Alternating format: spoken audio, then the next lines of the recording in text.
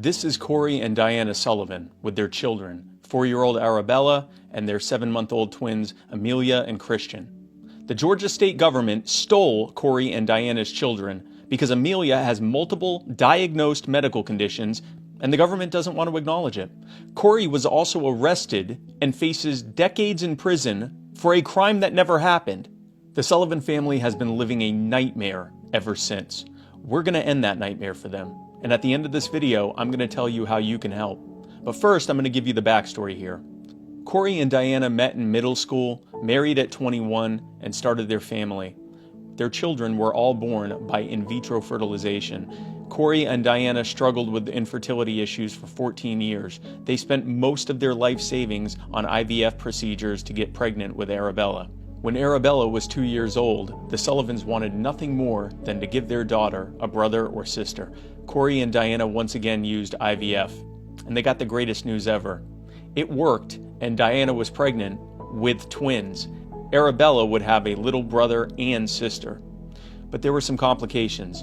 Amelia and Christian had separate placentas, and during pregnancy, Diana experienced severe complications with Amelia. Christian was thriving and developing normally, but Amelia was not.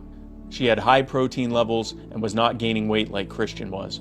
During the 3rd trimester, Diana had higher than average protein levels, and doctors feared that Amelia was not getting enough oxygen and nutrients due to restricted blood flow to the placenta. Doctors told Diana that if she delivered naturally, it would likely crush every bone in Amelia's tiny body. So the twins were delivered by emergency C-section. At the time of her birth, Amelia weighed just 3 pounds, and she spent 42 days in the NICU. During her gestation and after her birth, Amelia was diagnosed with intrauterine growth restriction, anemia, low platelets, limited bone mineral deposition, delayed bone development, hyperchloremic acidosis, generalized demineralization of the spine, and softness of the bones. But despite all of that, this sweet little girl survived pregnancy and is still going as strong as she can. And we now know why Amelia had so many issues. Recently, Diana was diagnosed with Ehlers-Danlos syndrome, or EDS. It's a genetic disorder that explains all of the complications that she experienced with Amelia. Now, 7 weeks after Amelia was discharged from the NICU, she was still very underweight and her right leg began to swell. If she did eat, she would immediately throw up. Unable to keep her formula and life-sustaining vitamins down, Corey and Diana rushed Amelia to Southeast Georgia Health System. Doctors there saw that her femur was fractured, and they also noticed that she had several rib fractures in various stages of healing. These fractures were later determined by an independent doctor to have very likely occurred in utero and are very possibly the result of Amelia having EDS herself. Amelia was referred to Wolfson's Children's Hospital in Jacksonville, Florida.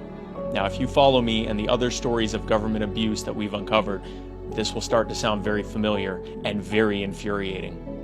At Wolfson's, Dr. Barbara Knox, a child abuse physician, ignored Amelia's medical history and decided that she had been abused. She literally just ignored everything and said, yeah, no, she's obviously being abused. Because the Sullivans are Georgia residents, the Georgia Department of Family and Children's Services, or DFECS, was notified, and local law enforcement requested the assistance of the Georgia Bureau of Investigation, or GBI. In December of 2023, and again, despite conclusive, independent medical opinions and findings to the contrary, Corey was arrested by GBI Special Agent Thomas Kimmelblatt and charged with first-degree cruelty to children and aggravated battery against Amelia. That agent, without conducting any real investigation, relied solely on the opinion of Dr. Knox when he applied for and received the arrest warrants. Had he actually investigated, he would have immediately discovered Amelia's long medical history explaining her injuries. And had Dr. Knox actually done her job, DFECS and GBI would have never been contacted in the first place. It has now been 3 months since all of this happened, and Corey has yet to be indicted by a grand jury for a very obvious reason. The state knows that all of the evidence points to Corey's innocence and to the government's guilt. If these circumstances sound familiar, they should. The Sullivan case is eerily similar to that of the Hernandez and Timms families. Their children also have diagnosed medical conditions and have had their children stolen by defects because a child abuse physician just decided to call it abuse.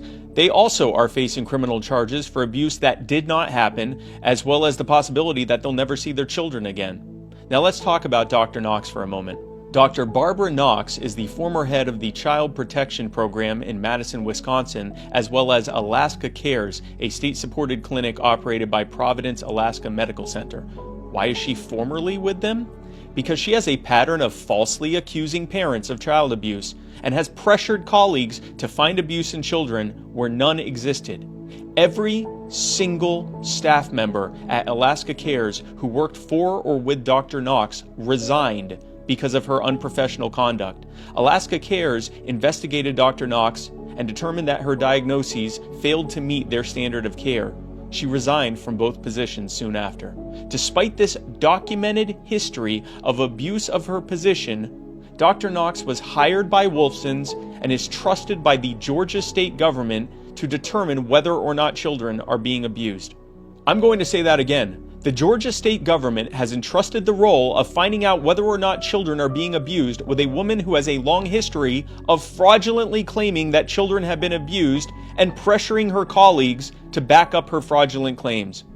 If you take your child to Wolfson's with any medical issue, this woman will be the one deciding if you abuse them or not. And earlier this month at the Sullivan's family court hearing, things got much worse. Their judge has ordered non-reunification. This means that the Sullivan children may be permanently taken from Corey and Diana and placed for adoption. Corey and Diana would have to pay $2,000 a month in child support and may never see their children ever again. Corey's criminal charges are still pending because, again, the state knows that all evidence points to their guilt and not Corey's. This family and all the other families whose nightmares we've uncovered in Georgia have suffered enough at the hands of an out-of-control governmental system. Corey and Diana's children need to be in their home with their parents, and Corey needs to be free from the threat of felony prosecution. We're going to get this family reunited and put this nightmare behind them. Here's how you can help. First, go to youarethepower.net/Sullivan. We've got a list of officials to contact and a template of wording that you can use when you email or call them. Go to that link and tell those officials to respect this family and stop tearing them apart. And look, before you contact them, just remember, I know you're angry, so am I. But let's not give these officials the opportunity to play the victim. Oh no, why is everyone being so mean to me? I'm just doing my job. You know how they are. They'd love nothing more than to make it about themselves. But it's not about them. And it's not about what we think of them. It is about Corey, Diana, Arabella, Amelia, and Christian Sullivan. It is about reuniting them and getting these charges dropped and ending this nightmare for good. So please, be respectful when you contact these officials. Please stick to the facts and ask them to do the right thing. We've even got a wording template that you can use to get your point across. We all know that government officials care about what's politically expedient. Let's make it politically expedient for them to drop these charges and reunite this family. Then, once you've done that, come back here and share this video far and wide and tag your family and your loved ones in the comments, tag your favorite influencers and talking heads and celebrities, tag everyone else you can think of. We want everyone to know about this so that we can get as many people as possible to help us in reuniting the Sullivan family. With your help, we will reunite this family like we've helped so many others. Now let's do it. Love y'all.